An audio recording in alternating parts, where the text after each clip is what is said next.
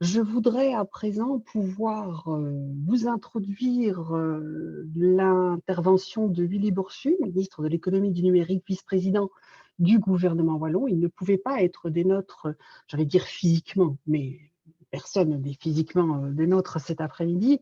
Il ne pouvait pas être des nôtres en direct, en temps réel pour ce congrès. Je vous propose donc de l'écouter en différé dans une capsule qu'il a enregistrée pas plus tard qu'hier, dans laquelle il applaudit l'initiative de cette 5e édition du Congrès e-Forum et il nous rappelle les éléments phares du programme wallon de développement du numérique. Je propose de l'écouter et puis n'oubliez pas parallèlement de répondre au sondage qu'on vous proposera à la fin de son intervention. Bonjour à toutes et à tous. Vraiment désolé de ne pas pouvoir être présent de façon plus directe à la faveur de cette rencontre importante. Ce forum e-commerce, me semble-t-il, met le doigt, traite d'une question absolument fondamentale pour l'avenir de l'activité économique en général, des entreprises en particulier, et bien évidemment du commerce. C'est une priorité pour la région wallonne. Lorsque nous établissons la déclaration politique régionale à l'été, à l'automne 2019, un chapitre entier, dense, conséquent et dédicacé à la transition numérique, au digital, à l'e-commerce et à l'ensemble de ses déclinaisons. Nous établissons le constat suivant. Il y a en termes, et d'ailleurs le baromètre de l'agence du numérique l'établit très régulièrement, puisque nous avons un état des lieux, si je puis dire, de notre maturité numérique qui est établi tous les 2 ans. Nous allons d'ailleurs bientôt avoir une livraison de la nouvelle évaluation de notre situation de maturité numérique.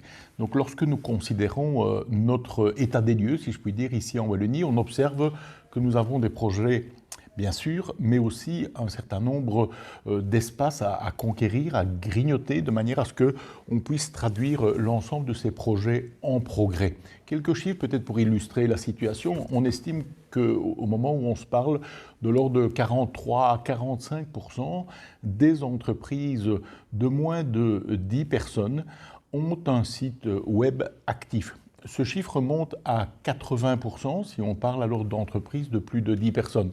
Mais il faut encore que, indépendamment d'une présence sur le web, il faut évidemment que toute la déclinaison de la communication, de l'organisation, de la relation avec la clientèle soit effective derrière une présence sur le web.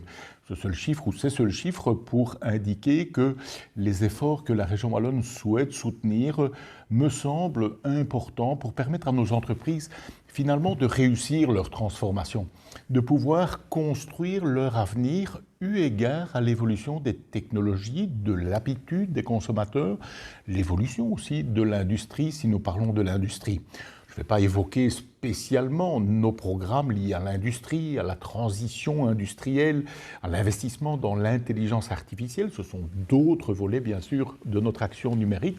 Mais considérons plus particulièrement alors ce qui s'articule autour de l'e-commerce. Il y a tout d'abord les chaînes de valeur.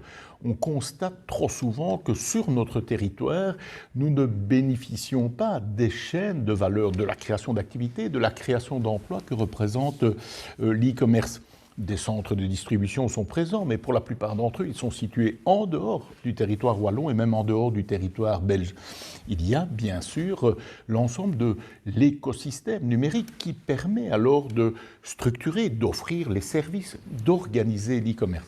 Et puis, il y a la présence de cet e-commerce aussi dans la proximité, aussi adossé, si je puis dire, au commerce physique.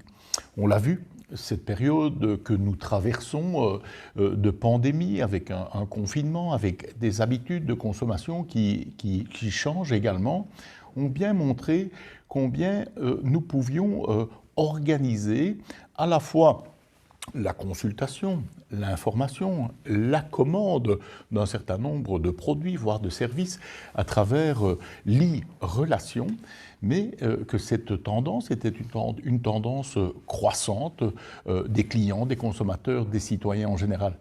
On sait aussi par ailleurs que les centres-villes, les centres commerciaux physiques souffrent, et ils souffrent à la suite de différents facteurs, mais un des facteurs, c'est effectivement les parts de commerce, les parts de marché que l'e-commerce grignote de plus en plus. C'est la raison pour laquelle nous voulons, notamment à travers notre futur programme Horizon Proximité, faire du soutien à la digitalisation mixte, si je puis dire, celle qui se combine au commerce physique. Nous voulons accorder une priorité, mais aussi un certain nombre de soutiens.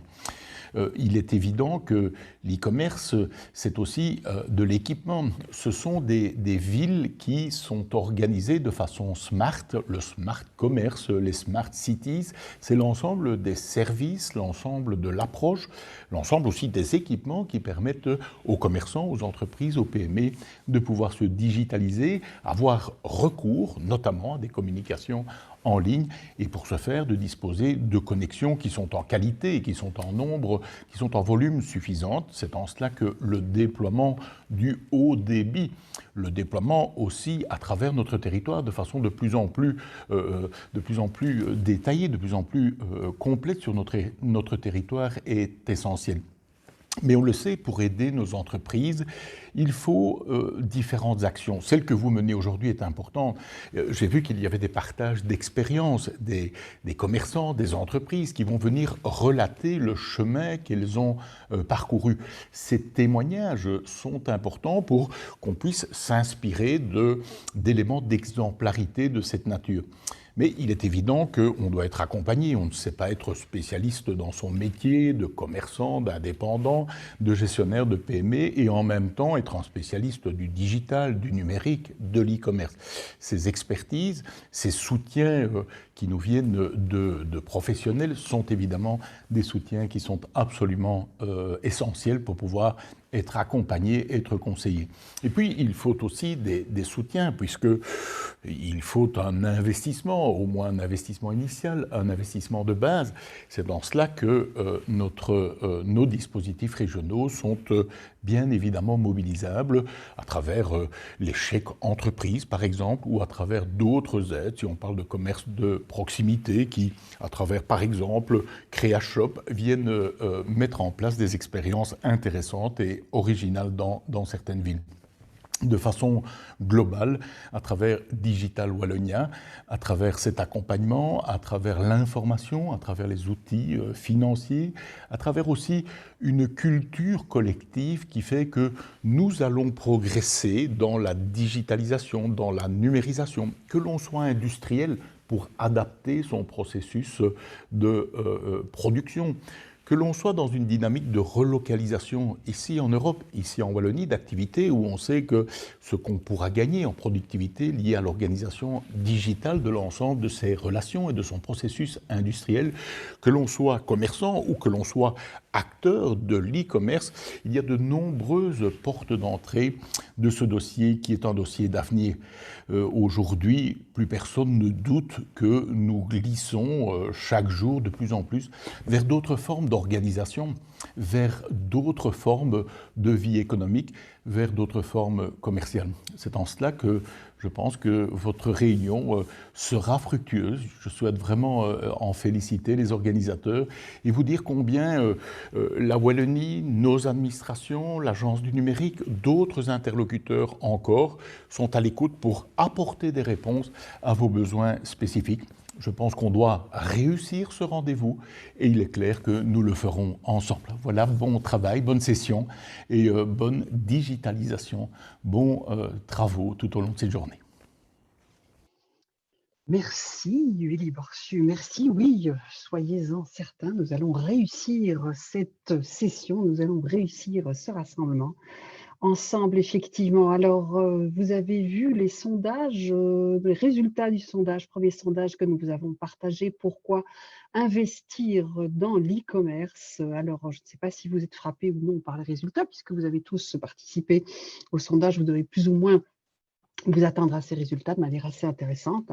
On voit, pour conquérir de nouveaux marchés emporte haut la balle, effectivement, le sondage, avec derrière, en même position, répondre aux exigences accrues des clients. Je pense que circonstanciellement, c'est effectivement une des réalités, un des axiomes que j'évoquais de cette crise Covid, hein, la digitalisation, l'accélération de la consommation digitale, l'achat digital, renforcer la position concurrentielle, bien évidemment, et puis derrière, augmenter l'efficacité de l'entreprise et améliorer la qualité de l'offre. Donc, on le voit, des sondages assez intéressants. Peut-être qu'avant de passer à la conférence de Damien Jacob, on pourrait rebondir sur ce que nous propose Guy Borsu et ce que nous propose le programme wallon de développement du numérique. Pour vous, le soutien numérique aux entreprises, ça devrait être quoi? Si on devait pouvoir insister sur l'un ou l'autre des leviers proposés dans la politique wallonne de développement du numérique, je vous propose donc de voter. Et puis, puisque Monsieur Borsu nous souhaite de bien remplir notre mission cet après-midi, nous nous ferons un plaisir de lui partager du coup vos réponses pour pouvoir peut-être, soyons fous, rêvons, orienter les efforts de notre politique wallonne. Et donc, pour vous, le soutien numérique aux entreprises, est-ce que c'est d'accompagner les entreprises dans leur transformation intelligente? Est-ce que c'est analyser les besoins de la Wallonie en matière de transformation des métiers, moderniser les outils d'intervention publique, valoriser et intégrer les pôles logistiques wallons dans la chaîne de valeur de l'île logistique, développer les outils numériques promouvant les quartiers commerçants et organisant l'achat en ligne de biens vendus par les commerces locaux? Je vous laisse encore une petite minute pour répondre avant de présenter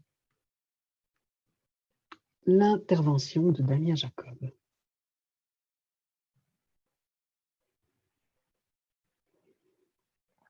Et donc, on voit qu'en première position, nous avons bien évidemment accompagné les entreprises dans leur transformation intelligente.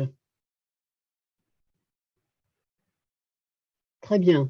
En deuxième position, donc, ce serait développer les outils numériques qui promeuvent les quartiers commerçants et organisent l'achat en ligne de biens vendus par les commerces locaux.